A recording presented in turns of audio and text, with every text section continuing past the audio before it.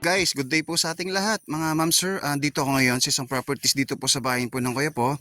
At meron pong pinapasilip ditong property na farmlot po ito, napatag po. At tapos, nakabakod na po dito sa dulo niya. Ayan, makikita niyo po yung dulo, nakabakod na po siya. Ayan.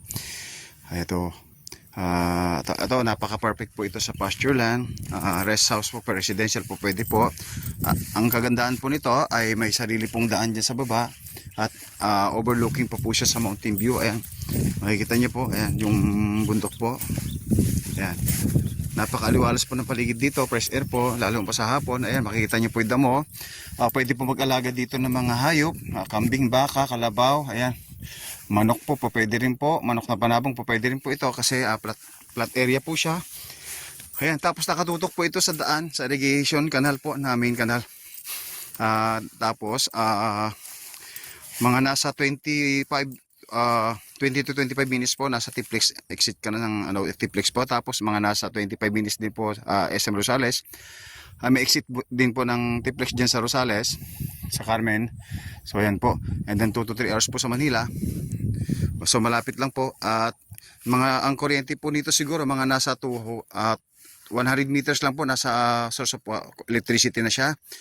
At ito po ay binibenta po ng may-ari na may sukat po na 7,000 square meter po. At buhay pa po yung nakapangalan sa titulo. At ito po ay ready to transfer na rin po siya sa makakabili pong na buyer o may-ari po. So yan po. Ayan, makikita nyo po. Ang ganda po ng lupa. Patag na patag po. Ayan, makikita nyo po. Ayan, may mga puno rin po siya.